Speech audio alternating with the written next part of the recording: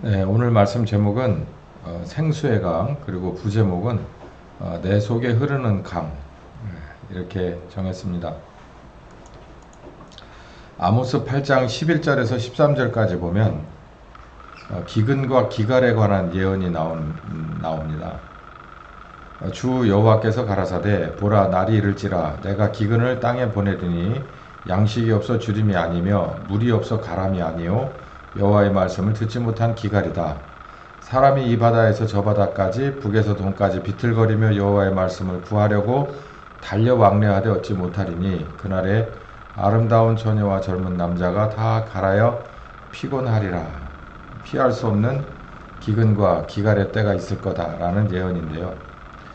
아모스는 북이스라엘에서 예언하던 예언자입니다. 생각보다 그렇게 짧지 않은 예언인데요. 그 중에서 8장에 보면은 8장 1절부터 이제 하나님이 이 아모스를 통해서 북이스라엘을 이렇게 비판하고 꾸중하는 장면이 나옵니다.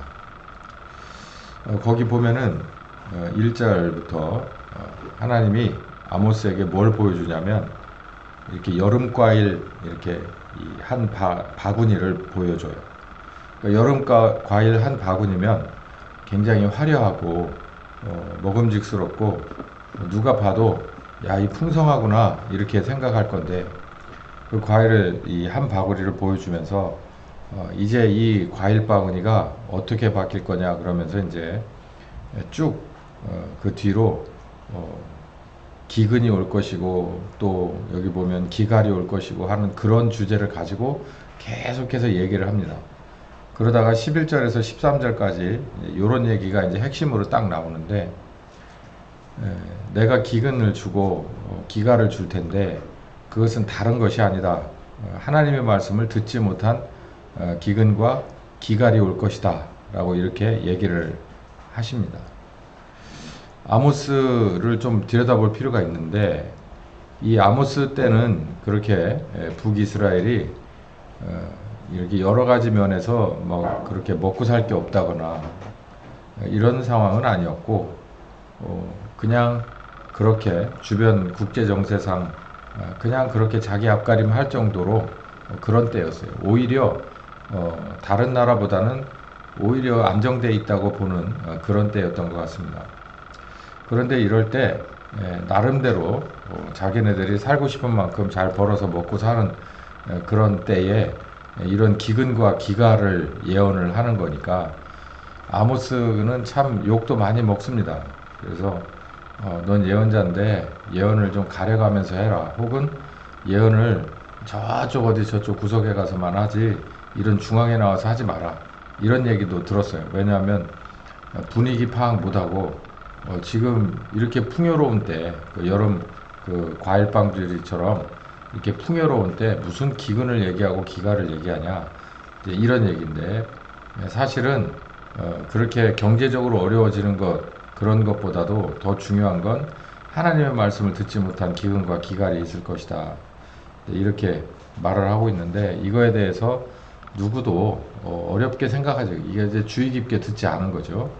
그래서 아모스도 이렇게 많은 고통을 당하면서 예언을 했던 사람입니다. 요 기근과 기갈이 있으리라 라고 하는 요 말씀을 우리가 가만히 보면서 자, 기근과 기갈, 하나님의 말씀을 듣지 못한 것이 얼마나 정말 힘든 일이냐 라고 하는 것을 아예 모르는 사람들이 대부분인 그때나 지금이나 크게 다를 게 없지요.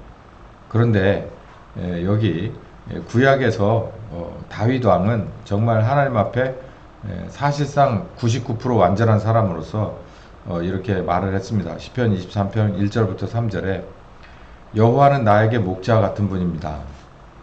왜 그러냐면 그는 나를 푸른 초장으로 그리고 쉴만한 물가로 인도해 주시기 때문입니다. 그리고 플러스 내 영혼을 소생시키기 때문입니다. 라고 얘기했어요. 먹는 것과 마시는 것과 그리고 영혼의 문제를 다 공급해 주시고 인도해 주시는 분이 여호와시다 라고 하는 거예요. 그래서 구약에 있는 여러 뭐 선지자들도 있고 뭐라 그럴까요? 예언하면서 환상도 보고 이런 많은 경험을 해서 이렇게 우리에게 두루마리를 남겨줬는데 요 한편으로서 사실 서예를 정한다면 이 다윗보다 더한 그런 분은 없는 것 같아요. 왜냐하면 다윗은 부족함이 없는 생활을 했어요. 여기 보니까. 그래서 먹을 것과 마실 것뿐만 아니라 영혼까지 송생시켜 주시는 나의 목자. 완전히 이 완벽한 삼각형이 다 이루어지는 거예요.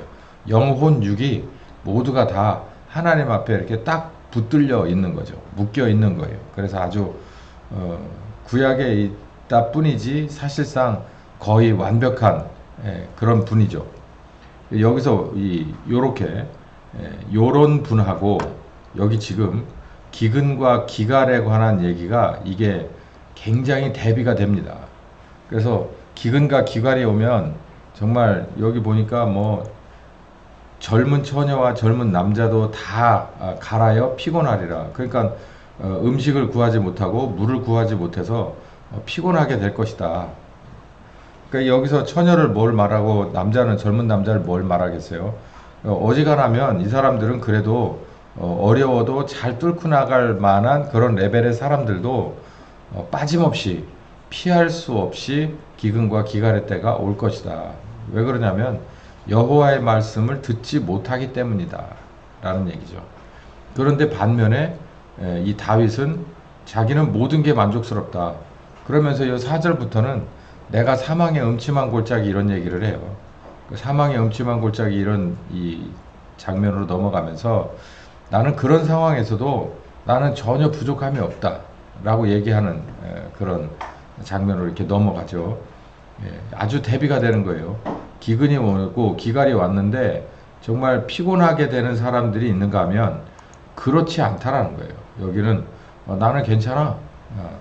나는 부족함이 없어. 이게 두 개가 대비가 되죠. 오늘 이제 중점적으로 볼 말씀이 요한복음 4장입니다. 물 얘기가 가장 많이 나온 곳 중에 하나가 요한복음 4장인데 여기 수가성 우물가의 여인과 예수님과의 대화를 말하는 겁니다. 1절부터 이제 그 배경 설명이 돼 있고 본격적으로 7절부터 26절까지가 대화의 내용인데요. 이 대화의 내용을 좀 한번 살펴보겠습니다. 사마리아 여자 하나가 물을 길러 왔다. 예수께서 물 좀 달라고 했다. 이는 제자들이 먹을 걸 사러 동네에 갔다. 그래서 예수님만 혼자 남았기 때문이다. 사마리아 여자가 가로되 당신은 유대인으로서 어찌하여 사마리아 여자인 나에게 물을 달라고 합니까? 하니 이는 유대인이 사마리아인과는 상종치 아니함이라. 사마리아인 플러스 여자죠. 그리고 이따가는 나오겠지만 이게 평범한 여자가 절대 아닙니다. 그러니까 이렇게 톡 쏜 거예요. 물 좀 주십시오. 그랬더니 물 좀 얻어 마실 수 있겠습니까? 그랬더니 물이요? 무슨 말씀하시는 겁니까? 그러면서 이렇게 톡 쏜 거예요.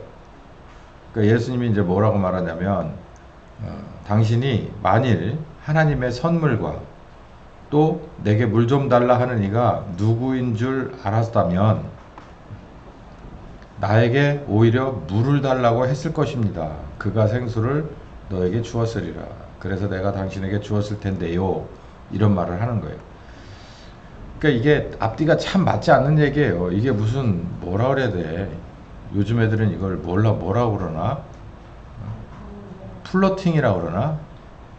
자기가 마음에 있으니까 슬그머니 말 걸어보는 이런 거 같이 보여요. 여기 보면. 요즘으로 놓고 보면 요즘이 아니라 우리 때라고 봐야 되나? 우리 스타일이야. 우리 스타일이 아니라 내 스타일인가? 어쨌든 그래요. 슬그머니 엉뚱한데 한번 이렇게 툭 찔러보는 겁니다. 그래서 이 물을 달라고 하는 게 목마른 것보다도 사실은 예수님이 이 사마리아 여인에게 관심이 있었어요. 이 딱 봐도 관심이 있어. 그래서 물 가지고 얘기를 시작한 거예요. 왜냐하면 그 여자가 물을 길러 왔기 때문에. 좀 가보세요. 이제 제가 보는 관점이 좀 어떤가 보자고요. 톡 쏜 여자가 예수님의 그 선문답 같은 얘기를 듣고 나서 이렇게 말합니다. 주여, 그러니까는 신사 양반, 물 기를 그릇도 없고 이 우물은 깊은데 어디서 생수를 얻는단 말입니까? 우리 조상 야곱이 이 물을 우리에게 주었는데, 이게 그러니까 야곱이 도대체 언제적 사람이에요? 여기서 야곱이 그 옛날 호랑이 담배 먹던 시절부터 이 우물은 우리에게 내려져 오는 우물이고, 그래서 우리가 여기서 조상 대대로 먹었고, 또 여기서 자기와 자기 아들과 짐승을 다 먹였는데 당신이 야곱보다 더 크단 얘기입니까? 라는 얘기예요. 이게 도대체 무슨 얘기일까요? 제가 이걸 한번 오늘 낮에 가만히 놓고서 이걸 뚫어져라 쳐다보고 있었어요. 그 장면이 도대체 무슨 장면일까? 이게 굉장히 싸가지가 없는 얘기입니다. 이게 무슨 얘기냐면, 예수님이 여기서 당신 내 정체가 누군지 알았으면 나한테 오히려 물 달라고 해서 먹어야 될 처지인데 나를 잘 모르시는구만, 이 얘기를 한 거니. 그러니까 뭐라 그러냐면, 여자가 여보시오, 당신 손에 그릇도 없고, 그러니까 물 이렇게 물 걸어 올리는 걸 뭐라 하죠? 두레박도 없고, 그리고 이 우물은 사실 이 동네 수가성 사람이고 당신은 외지 사람인데 여기 와가지고 무슨 우물이 도대체 이 근동에 있으면 여기 올 필요도 없는 거고, 도대체 무슨 얘기 하는지 모르겠네. 당신이 여기 있는 이 우물, 수가성에 전해져 내려오는 이 우물보다 더 큰 우물, 더 좋은 우물을 우리에게, 나에게 혹은 줄 수 있는 그런 권위자입니까? 이걸 쉽게 말해서 도대체 무슨 얘기 하는지 모르겠네. 물 목마르다는 사람이 아무것도 없으면서 이 얘기예요, 지금. 예수께서 대답하여 가라사대 이 물을 먹는 자는 다시 목마르지 않습니까? 이거 먹으면 한두 시간 있다 와서 또 마셔야 되는 거 아니에요? 이렇게 말하는 거예요. 그거야 맞죠. 그런데 내가 주는 물을 먹는 자는 영원히 목마르지 아니할 것입니다. 나의 주는 물은 그 속에서 영생하도록 솟아나는 샘물이기 때문입니다. 라고 얘기를 해요. 그 여자가 알아듣겠습니까, 이걸? 이게 남편이 지금 내 다섯째 되는 사람이에요. 굉장히 팔자가 센 여자입니다. 남편들이 다 나쁜 사람이었는지 아니면 본인도 그랬는지 아니면 둘 다 나빴는지 모르지만, 그런 사람이 지금 이 선문답 같은 얘기를 계속 하고 있으니까 여자가 뭐라고 탁 쏴붙이냐면, 여보시오, 이런 물이 있다면 나한테 진짜 좀 주시오. 그래서 일단 나부터 먹고 목마르지 않고, 그리고 여기 물기로 올 일도 없게 했으면 좋겠소. 그런 물 있으면 제발 내가 사서 먹거나 얻어서 먹게 좀 주시오. 이렇게 말하는 거예요. 그러니까 되게 빡빡하네요. 지금 빈틈이 없어요. 여기 지금 사실들은 계속 나열이 되고 있는데, 여기서부터 이제 예수님이 이 수가성 우물가의 여인을 제압하기 시작합니다.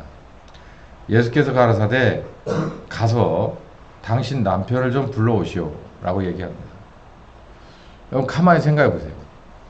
아니 멀쩡하니 뭐 보도한 사람이, 더군다나 남자가 와가지고, 그것도 사마리아 사람이 아닌 유대인이 와가지고 지금 자기 남편을 데려오라는 거예요. 이게 도대체 뭔 일입니까? 그래서 여자가 대답하여 가로되 나는 남편 같은 거 없어요. 영화 같은 데서 나올 법하죠. 나는 남편 그런 거 없수다. 그러고 얘기를 하는 거예요. 그러니까 예수님이 탁 잡습니다. 예수님 가라사대 네가 남편이 없다는 말이 맞긴 하지. 사실은 남편이 5이 있는데 지금 있는 자도 사실은 네 남편인지 불확실하잖아. 이 말이에요. 야, 이거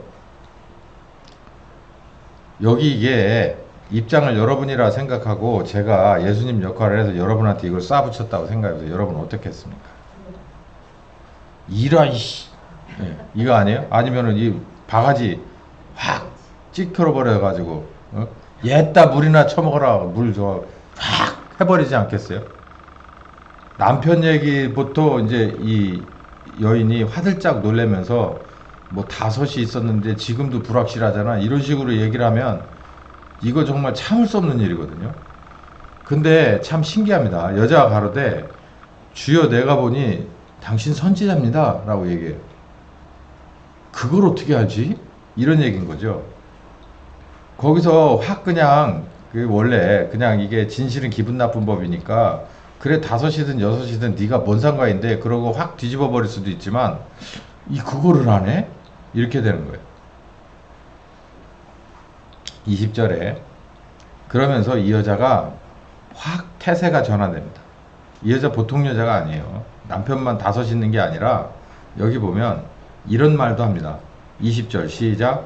우리 조상은 이 산에서 예배하였는데 당신들의 말은 예배할 곳이 예루살렘밖에 없다고 합니다 라고 물어봐요. 그러니 당신은 이걸 어떻게 생각하십니까? 라는 얘기죠. 이게 사마리아 여인의 입에서 나올 소리는 아닙니다. 왜냐하면 솔로몬 왕이 지나고 나서 북이스라엘과 남유다로 나뉘면서 남유다에서 하나님 앞에 이 예배를 드리는 제사를 드리는 성전은 예루살렘 성전밖에 없습니다 라고 고집을 피웠어요.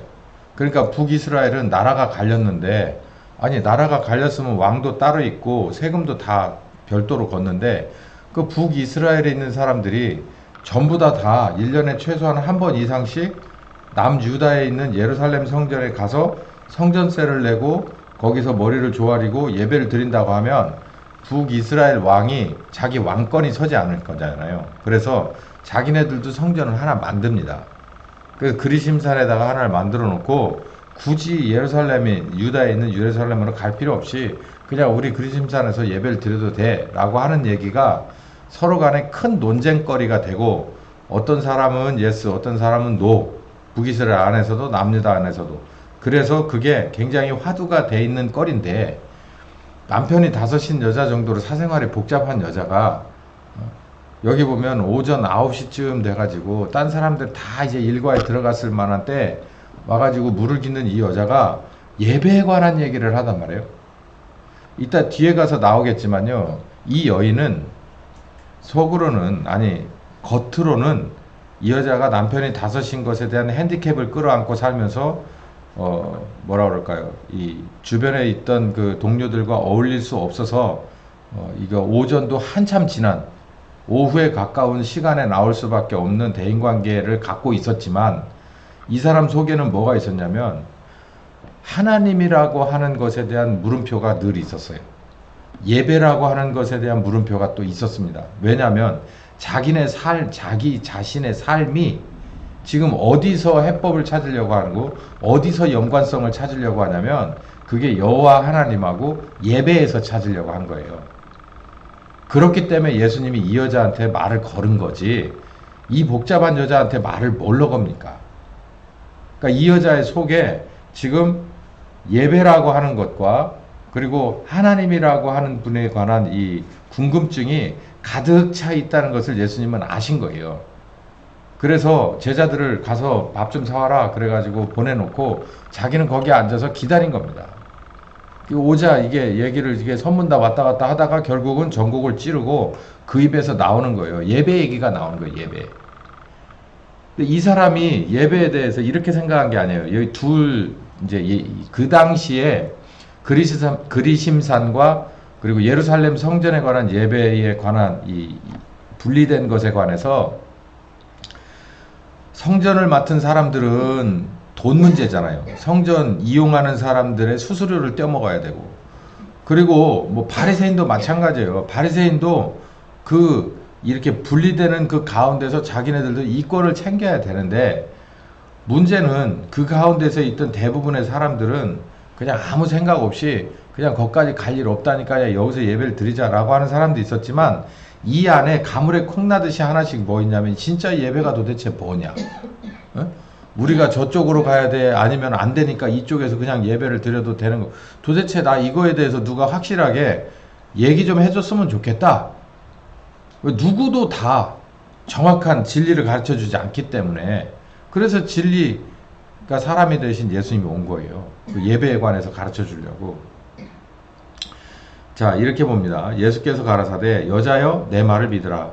이 산도 말고 예루살렘도 말하라. 너희가 아버지께 예배할 때가 이르리라. 그러면서 너희는 알지 못하는 것을 예배하고 우리는 아는 것을 예배하니 이는 구원이 유대인에게서 남이라. 여기 23절은 우리 한번 같이 읽어봅시다. 시작.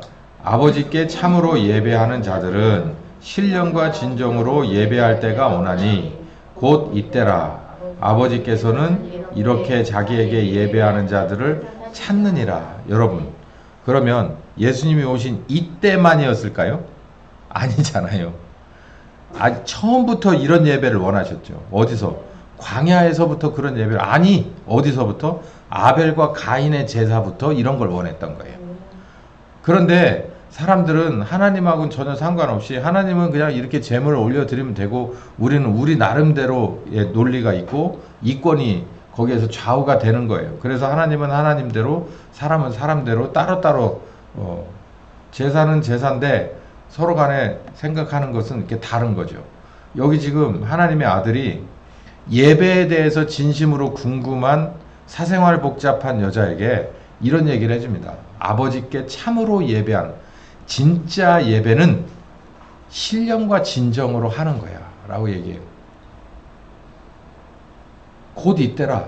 여기서 지금 곧 이때는 누구에게 해당되는 이때냐면 오늘 엊그제 제 아들하고 전화를 하면서 크로노스 카이로스라는 얘기를 들어서 제가 아련한 옛날 기억이 났어요.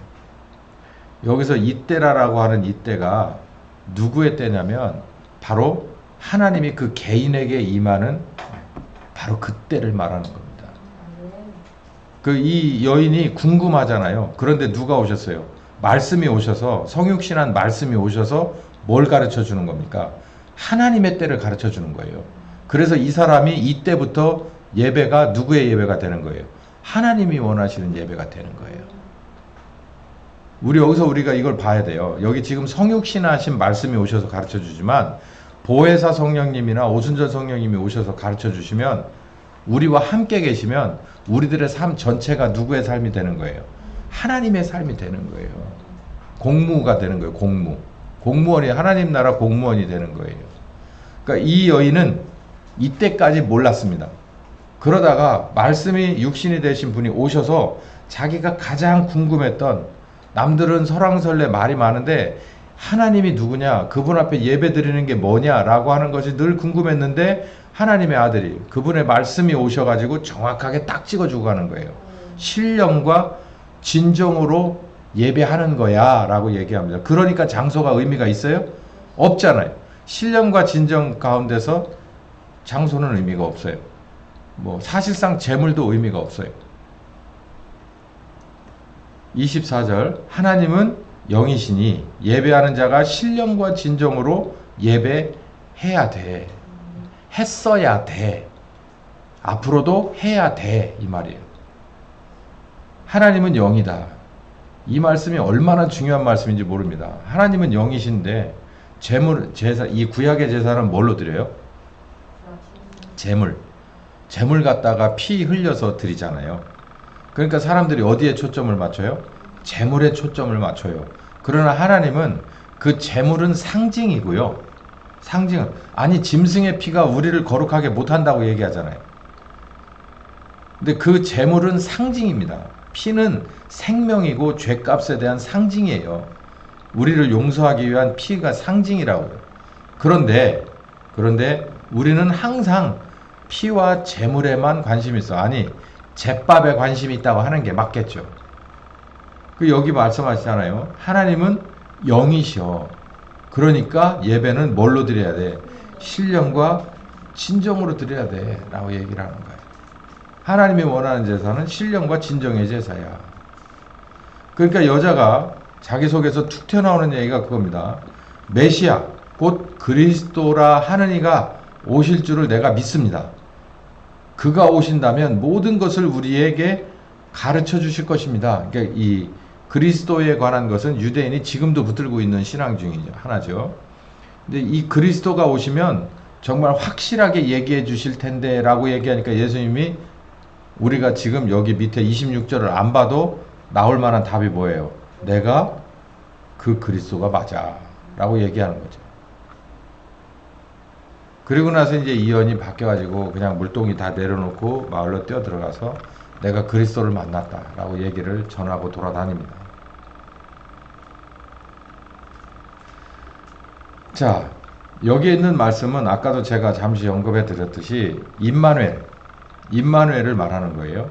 임마누엘, 성령님의 내주, 그리고 우리가 요한복음 17장 21절에 있는 하나됨을 말하는 거죠. 예배는 특히 신약의 예배는 뭐 구약의 예배도 크게 다를 거 없지만 이제 십자가에 죽으시고 부활하셔서 그분의 이름으로 보내신 성령께서 오신 이 상황에서의 예배라는 것은 어느 시간에 한정되지 않습니다. 더 이상 시간에 한정되지 않고요. 장소에 한정되지 않습니다. 왜냐하면 구약의 시대에는 시간과 장소에 한정될 수가 있었어요.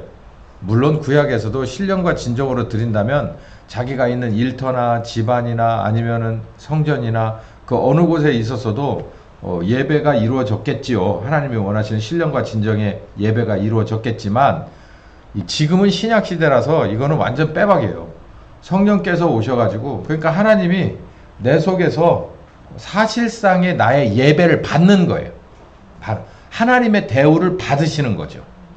근데 하나님의 대우를 매일같이 하나님 이게 아니라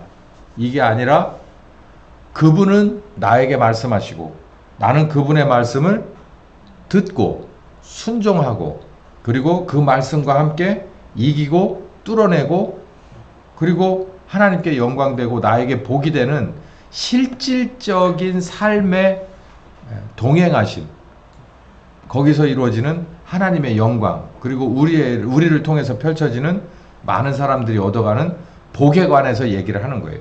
자, 말씀을 한번 쭉 연결해 봐요. 마태복음 1장 23절에 보라 처녀가 잉태하여 아들을 낳을 것이요 그 이름은 임마누엘이라 하리라 하셨으니 이를 번역한즉 하나님이 우리와 함께 계시다 함이라.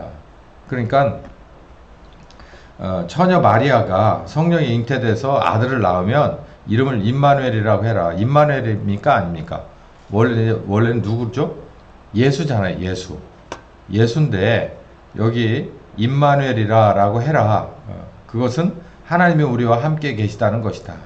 그러니까 예수님이라는 분 자체가 하나님이 우리와 함께 계시다라고 하는 증거고 언약의 성취라는 거예요. 그러니까 창세기 3장 15절에 우리와 함께 하시겠다, 우리를 죄로부터 구원하겠다라고 하는 언약의 성취가 바로 예수님이다라고 여기 정확하게 천사가 얘기를 하고 있는 겁니다. 그리고 계시록 3장 20절에도 이런 말씀이 있어요. 내가 문 밖에 서서 두드리노니 내 음성을 듣고 문을 연다면 내가 그에게로 들어가 그로 더불어 먹고 그는 나로 더불어 먹을 것이다 라고 얘기하는 거예요. 이게 지금 식사를 초대받고 서로 응대하고 같이 식사를 나누고 하는 이런 걸로 지금 얘기가 돼 있지만 사실 이 말씀은 요한복음 14장에서 16장까지 있는 말씀처럼 예수님이 십자가 지셔서 아버지가 허락해서 보내신 성령님이 우리 속에 들어오게 된다면 그분과 내가 함께 먹고 마시는 그런 삶을 산다는 거예요. 그러니까 우리가 같이 이거 한번 드셔보시죠. 이렇게 얘기하는 게 아니라 제가 아까 말씀드리잖아요. 그 자체가 예배라고. 예배. 하나님과 내가 먹고 마신다는 건 다른 게 아니라 예배입니다. 예배. 그게. 그래서 신약과 구약의 예배가 이렇게 정확하게 다르고요. 원래 신령과 진정의 예배라는 게 다른 게 아니에요. 오신 성령님을 내가 모셔서 그분과 함께 여기 음식을 먹듯이 주거니 받거니 같은 음식을 놓고 오른손으로 내가 하나 집고 저쪽에서 오른손으로 하나 집어서 같은 음식을 같은 동시간에 먹고 마시는 거예요. 그게 뭐겠습니까? 우리들의 삶 속에서 같은 것을 보고 같은 것을 듣고 같은 것을 뚫고 가는 바로 그걸 의미하는 거죠. 그러니까 이런 하나님이 어디 있어요, 세상에. 대부분은 신전에 있어요. 그 이스라엘 근동 지역에서 있었던 신들은 이 신전 안에만 있거나 아니면 왕이 그 신의 대리인으로서 사역을 하거나 권위를 갖고 사역을 하거나 온갖 것들이 전부 이게 우리가 생각하는 정말 이 여기 지금 말씀하시는 여호와 하나님 그리고 성령 하나님 같이 우리와 함께 하셔서 우리들의 삶에서 예배를 주고 받는 이런 거는 아니라고요. 이런 신은 없어요.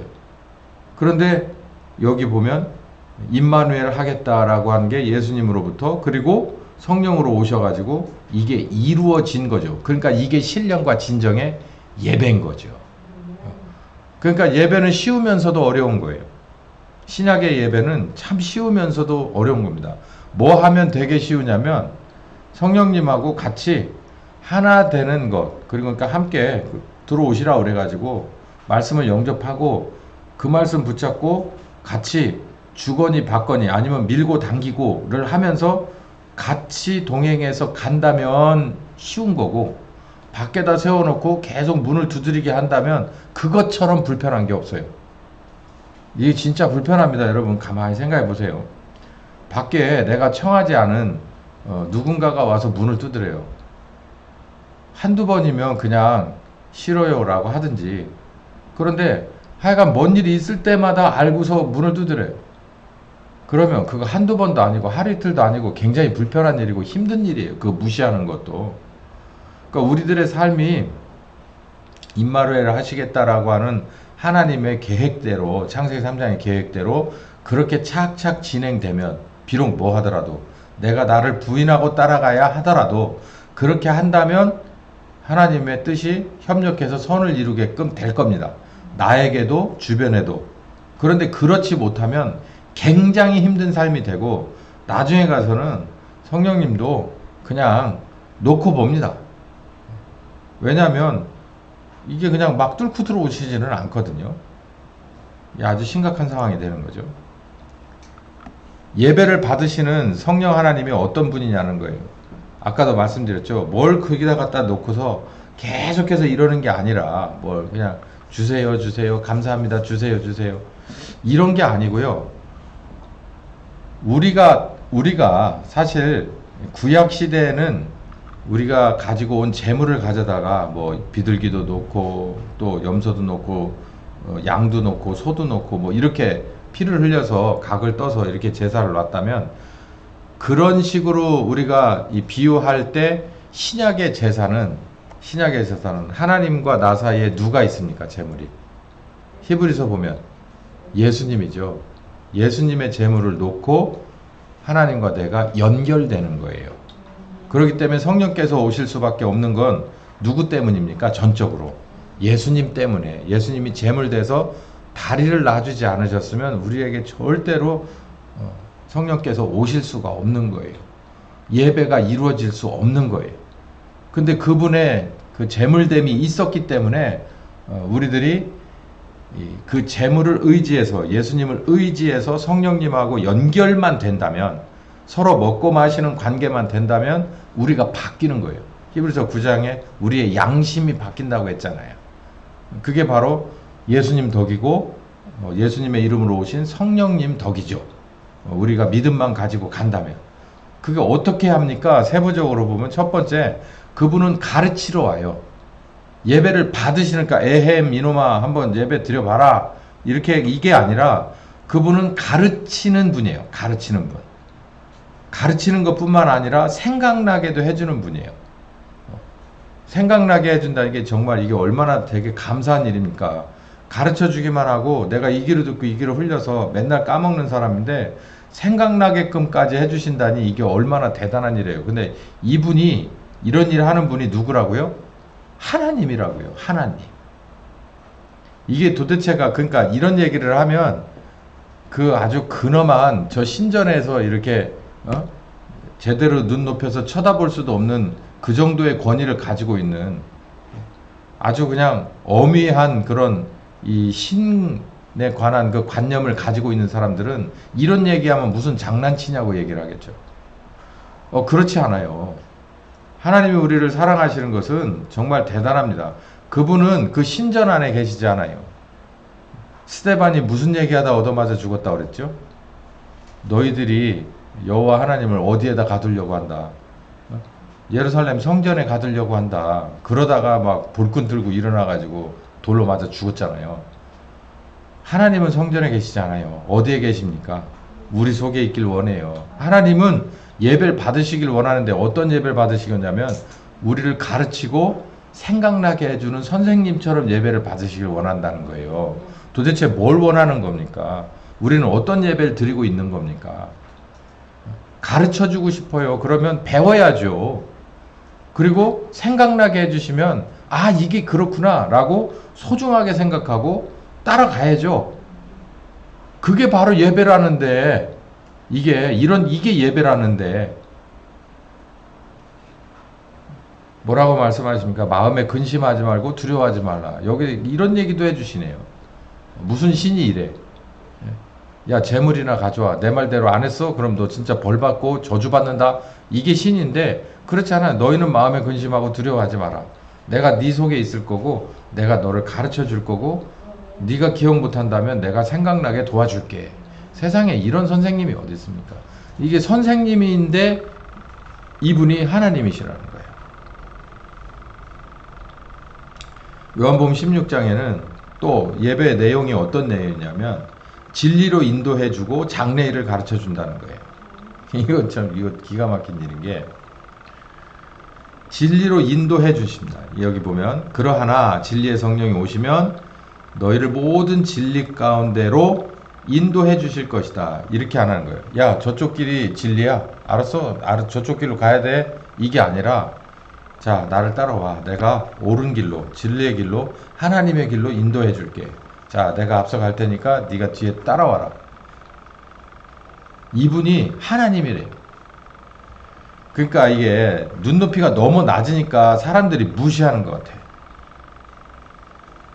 특히 이 한국 사람의 그 종교 DNA는 굉장히 이렇게 수직적인 걸 좋아해요. 그래서 아주 근엄하고 그냥 분위기 잡고서 그냥 아주 그냥 칙칙한 회색 톤에 그냥 근엄한 어투로 막 그렇게 해야 되게 좋아하는 거예요. 근데 여러분 그렇게 해가지고 우리가 바뀌지 않습니다. 누가 그런 얘기를 했어요. 사람들의 달콤한 소리 아니면 그 분위기 이런 거 따라가지 마시라. 그거 허당이다라는 얘기예요. 모든 진리 가운데로 인도하시는 이렇게 친절하고 이렇게 신사적인 분이 어디 있습니까? 장래일을 너희에게 알리시리라. 장래일까지도 알려준대요. 이게 도대체 그러니까 그러잖아요. 마음에 근심하고 두려워하지 마라.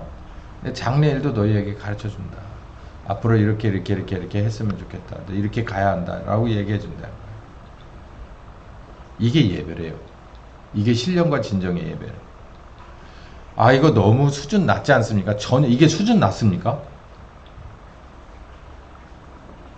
고린도후서 5장 17절에 무슨 말씀이 있어요? 누구든지 in Christ 그리스도 안에 있으면 뭐가 된다고 그랬어요? 새로운 피조물을 만드는 작업이에요. 이게 새로운 피조물을 만드는 작업이에요. 이게 이 세상을 말씀으로 창조하신 그 거대하신 여호와 하나님이 그 아버지 하나님이 지금 사람을 만드는 범죄한 사람을 새로 만드는 작업을 이렇게 하는 거예요. 상상할 수가 없는 거예요. 우리가 우습게 하면 큰일 나요. 그러니까 가르쳐 주라고 하니까 밑줄 치는 성경 공부 이런 게 아니에요. 이거는 선생님이 성령이에요. 성령. 하나님이 와서 직접 가르쳐 주고 생각나게 해주는 거예요. 사람이 바뀐다니까요. 왜냐하면 예수님의 제물이 있고 그분이 흘린 피가 하나님의 영이 오셔가지고 우리를 가르쳐주고 우리가 순종하고 따라간다면 우리를 진리 가운데로 인도하셔서 결국 우리를 뭐하게 한다? 새로운 피조물로 새롭게 창조하신다는 거예요. 말뿐인 사람이 행동까지 책임지고 완성하는 사람으로 만들어 내신다는 거예요. 이 세상에 그런 종교가 어디 있습니까? 놔둬도 자발적으로 순교를 각오하고 하나님이 원하는 바로 그렇게 따라가며 이게 좌우로 치우치지 않고 곧장 달려갈 만큼 사람을 그렇게 나쁜 말로 가스라이팅 세뇌할 수 있는 게 뭐가 있어요? 저는 없다고 봅니다. 하나님만 하실 수 있는 일이에요. 물론 악령들도 좀 할 수는 있을 거예요. 그러나 그건 악령이 하는 장난이고 이거는 하나님이시기 때문에 우리를 그렇게 새롭게 창조하시는 방법 이 자체를 예배로 보신다라는 신령과 진정의 예배로 보신다. 마지막으로 이제 경고가 하나 있습니다. 지금 무슨 경고냐면은 아까 애초에 여기 보면 이 여인에게 뭐라고 말을 합니까? 여기 이제 생수의 강 얘기를 하잖아요. 영원히 목마르지 아니하리니 나의 주는 물은 그 속에서 영생하도록 솟아나는 샘물이 되리라. 그래서 오늘 말씀 제목이 생수의 강이라고 되어 있잖아요. 여기 보면 샘물, 계속해서 솟아오르는 샘물. 이 샘물이 있으면 신경 쓸 일 없어요. 봄, 여름, 가을, 겨울 어디 가서도 이렇게 이 동네를 가만히 보십시오. 동네를 보시면 거의 100% 오래된 동네는 아주 뭐 100년, 200년 이렇게 오래된 동네는 그 마을 중간에 최소한 한 개 이상의 우물이 있습니다. 우물이 없으면 거기 마을이 성립될 수가 없어요. 우물이 없으면 최소한 강물이라도 있어야 돼. 근데 여러분 대부분 이렇게 어디 가보면 시골에 가보면 우물이 있어요. 동네 우물이. 그 물이 있어야 사람이 살기 때문에 그 물 때문에 사람도 먹고 살고 짐승도 먹고 살고 식물도 먹고 살고 다 살 수가 있기 때문에 그래서 여기 보면 영생하도록 솟아나는 샘물이라고 했어요. 인생, 육신이 살려고 그래도 샘물이 필요한데 우리가 영이 살려고 하면은 영은 도대체 뭘 먹고 영이 뭐 우적우적 씹어가지고 밥 먹고 일식 삼찬 하는 건 아니지만 영도 먹어야 삽니다. 영도 먹어야 사는데 여기 아모스 8장에 뭐라 그랬죠? 영이 먹는 것이 뭐라 그랬어요? 하나님의 말씀을 먹고 산다 그랬어요. 근데 그 하나님의 말씀이 딱 끊겨버린다. 근데 여기 보니까 이 여인은 뭘 지금 초대받고 무엇으로 초대받고 있냐면 야 남들은 다 끊겼어도 하나님의 말씀이 끊겼어도 네 뱃속에서는 뭐라는 거예요? 계속 솟아나는 샘물처럼 솟아나는 그러면 그 샘물처럼 솟아나는 하나님의 생수는 말씀은 영도 살리고 마음도 살리고 몸도 살리는 거예요. 이 세 개를 다 살리는 겁니다. 이게 삼박자 축복이에요. 그런데 그렇지 않은 경우가 있다는 거예요. 이거를 조심하라는 얘기죠. 마태복음 25장에는 각각의 다른 종류의 그러나 굉장히 긴박한 그런 비유가 몇 개 나옵니다. 그 중에 첫 번째 비유가 열처녀의 비유예요. 여러분 아시다시피 열처녀가 모두 신랑에게 초청을 받았습니다. 그래서 5과 5으로 나뉘는데 슬기 있는 5은 기름을 등하고 같이 준비하는데 이 멍청한 5은 그냥 기름을 가지 않고 뭔만 가지고 가냐면 등불만 가지고 가는 거예요. 등잔. 그러다가 신랑이 왔어요. 그래가지고 이제 등을 켜서 자기 집 문설주에 걸어야 되는데 가만히 보니까 심지가 타네. 그리고 기름을 눌려보니까 아차 내가 기름을 준비 안 했네. 그냥 램프만 들고 온 거예요. 그러니까 심지가 꺼져가려고 하니까 옆에 기름이 이제 활활 타오르는 그 집에 가서 기름 좀 나 좀 빌려다고 좀만 나눠다고 라고 얘기합니다. 나도 꺼져가니 기름 좀 나눠줬으면 좋겠어 라고 얘기하니까 내가 그걸 나눠줬다가는 나도 모질라고 너도 모질라니까 우리 둘 다 망하니까 그러지 말고 파는 사람한테 빨리 달려가서 쓸 것을 좀 사오는 게 어때? 이게 차라리 최선일 것 같은데? 라고 얘기를 해. 그래가지고 막 달려서 사러 갔습니다. 그동안에 신랑이 와서 데려갈 자 다 데려가고 상황 종료. 여기서 나오는 그 교훈이 여러 가지인데 첫 번째는 램프하고 오일은 한 세트예요. 그러니까 경건의 모양과 경건의 실제는 능력은 한 세트입니다. 그런데 여기 보면 정말 아쉽게도 그냥 램프만 들고 다니는 사람이 있고 램프 안에 오일까지도 같이 가지고 다니는 사람이 있다는 거예요. 그러니까 경건의 모양만 가지고 떨렁떨렁 다니는 사람이 있고 이게 램프가 있으면 오일이 있어야지 경건의 모양이 있으면 경건의 능력도 따라와야지 라고 해서 자기 나름대로 그 기름을 열심히 준비한 사람이 있다는 거예요. 그러니까 두 부류라는 거예요. 두 부류. 근데 결국에 가서는 어떻게 된다고요? 어떤 상황이 온다. 불을 켜야만 할 상황이 온다. 불을 켜야만. 그러니까 내 정체를 드러내는 거예요. 그러니까 지금 뭐 요즘이야 그렇지 않지만 옛날에 이렇게 등을 들고 다니는 게 이렇게 멀리 보려고 들고 다니는 것도 있지만 여기 사람이 지나갑니다 라고 하는 것도 있거든요. 자기가 정체가 있다는 것을 이렇게 밝히는 거기도 하고, 여기 이렇게 외등을 켜잖아요. 집에 뭐 요즘이야 뭐 그런 게 어딨어, 아파트 이런 데니까 그런 게 거의 없지만 예전에는 이렇게 외등을 켜놓는 날이 있습니다. 대부분 밤에는 불을 끄고 있는데 외등을 켜는 날이 있어요. 어떤 때 킬까요? 손님 올 때. 뭐 하라고? 모르면 문패라도 보라고. 주소하고 문패를 보라고 불을 켜놔요, 외등을. 그래서 저 집 불이 켜져 있으면 집을 찾는 사람은 우선 어디를 가볼까요? 불 켜져 있는 집을 가겠죠. 그리고 주소를 보고 여기 내가 찾는 데가 맞구나. 그러면 들어가서 이제 행복한 시간이 되는 겁니다. 여기도 지금 그 얘기를 하고 있는데 불이 다 꺼져 있어. 그리고 더군다나 방에 사람이 없어. 왜 뭐 사러 갔어요 지금? 기름 사러 외출. 아무도 없어. 집이 비었어.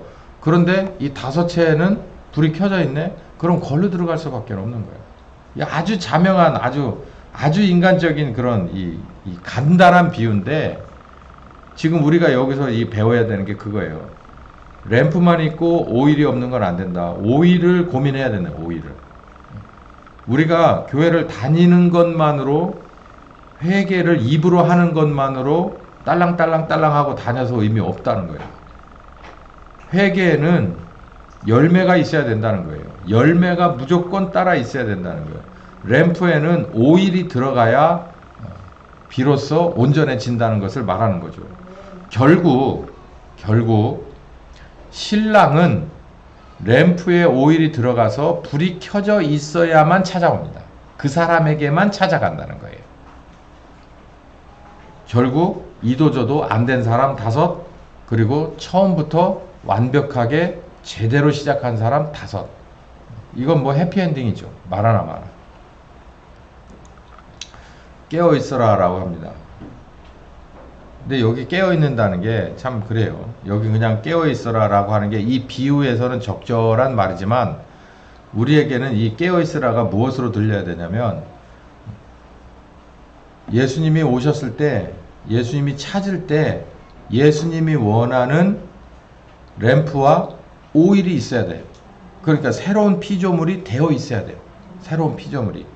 그 새로운 피조물이 되어 있으려면 뭐가 속에서 계속 우러나야 된다고요? 생수의 강이. 그 생수의 강은 뭐다? 성령님과 함께 예배를 하는 거예요. 예배. 그러니까 예배가 찬송 부르고 기도하고 이런 것만이 아니라 그랬죠. 그분의 인도함을 받는 거예요. 가르침을 받는 거예요. 내가 순종하는 거예요. 그리고 현실에서 문제를 가운데다 놓고 서로 이마를 맞대고 고민해보는 거예요. 고민해보는 거예요. 해법이 그 안에 있어요. 고민하고 고민해서 성령님이 가르쳐 주신 지혜와 지식으로 그걸 순종하며 뚫어내는 그 자체가 뭐라고 그랬죠? 예배라고 그랬어요. 신령과 진정, 하나님이 받고자 하는 예배. 그렇게 되면 어떤 사람이 될까요? 새로운 피조물이 된다고 그랬죠. 그런 새로운 피조물이 뭘까요? 등하고 오일이 같이 있는 거예요. 그 사람은 어디 가도 새로운 피조물이에요. 누가 다 만들었으니까. 만드신 분이 다 증명하는 거죠.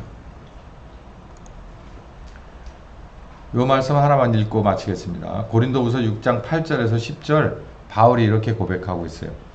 시작. 영광과 욕됨으로 말미암으며 악한 이름과 아름다운 이름으로 말미암으며 속이는 자 같으나 참되고 무명한 자 같으나 유명한 자요 죽은 자 같으나 보라 우리가 살고 징계를 받은 자 같으나 죽임을 당하지 아니하고 근심하는 자 같으나 항상 기뻐하고 가난한 자 같으나 많은 사람을 부욕해 하고 아무것도 없는 자 같으나 모든 것을 가진 자로다. 요 11절에 무슨 말씀이냐면, 그러므로 고린도 교회 사람들아 너희들의 가슴을 넓혀라, 이런 얘기가 있어요. 고린도 교회에 왜 이런 얘기를 왜 썼을까요? 고린도 교회는 분쟁이 있었죠. 작은 은사 하나를 갖고 이게 제일 큰 거다 그래서 정말 사람들이 그걸 가지고 서로 아주 세게 부딪히는 이런 교회 안에서 하지 말아야 될 짓을 했을 때 바울은 여러 차례 서신을 보내고 받고 보내고 받고 하는 중에서 이런 말을 합니다. 여기 보면 바울이 뭐라고 고백하냐면, 고린도후서 6장 1절부터 쭉 보면 자기가 사도의 직을 맡으면서 여지까지 이렇게 거쳐왔던 이 봄, 여름, 가을, 겨울에 어려움과 기쁨과 뭐 고통스럽고 배고프고 이런 음지된 것을 쭉 설명하면서 8절에 이런 말씀을 해요. 영광과 욕됨으로 말미암으며 악한 이름과 아름다운 이름으로 말미암으며. 이건 무슨 말이냐면 하나님의 부르심을 받아서 내가 사울에서 바울이 돼서 내 인생을 바꿨을 때 나는 양쪽에서 모두들의 이름이 되었다. 그러니까 어떤 쪽에서는 나를 악한 사람이라고 악한 이름으로 불렀고 어떤 쪽에선 선한 이름이라고 불렀다. 그래서 영광의 이름, 그 다음에 욕된 이름, 이렇게 두 이름을 가지고 살았다.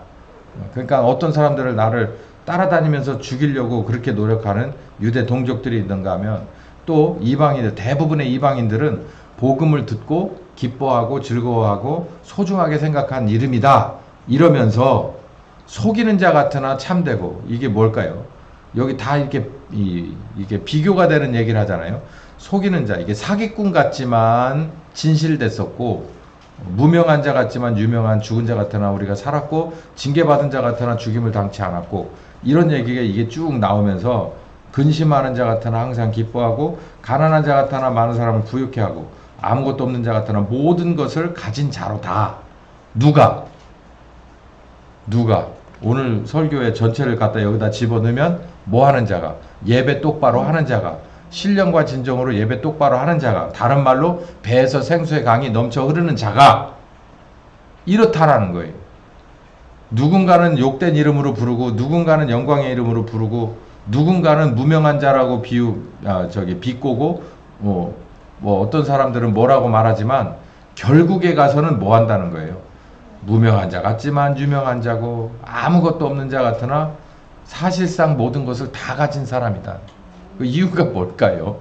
여기 보면 요 파란 녹색으로 되어 있는 참되고 유명하고 살고 죽임당하지 아니하고 기뻐하고 많은 사람을 부욕케 하고 모든 것을 가진 분이 누구기 때문이에요. 성령님이기 때문에. 성령님이 때문에 우리가 그분 안에서 이런다는 거예요. 그래서 오늘 말씀의 제목이 이런 거인 거예요. 그래서 우리 속에 생수의 강이 있으면 지금 뭐 하는 때냐면 기근과 기갈의 때. 지금 2025년의 대한민국도 마찬가지예요. 기근과 기갈의 때, 영적으로도 그렇고 육체적으로도 그렇습니다. 이런 때 뭐가 있으면 우리 속에 샘이 철철 넘쳐 흐르면 아무 상관없어요. 여기 맨 마지막에 고린도후서 6장에 나왔던 8절 이하에 있는 바울의 고백처럼 남들이 뭐라고 우리를 보든 또 상황이 어떻든 간에 우리는 항상 우리 속에 부요함이 있고 우리 속에 강함이 있고 우리 속에 참됨이 있고 우리 속에 성령님의 귀한 열매들이 있다는 거예요. 우리 이 말씀을 잘 기억하셔서 이렇게 어려운 시대로 들어가는 이 초입에 여러분에게 많은 도움이 되길 바랍니다.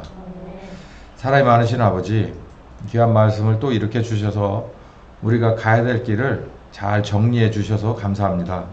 하나님이 뭐 이런 분입니까?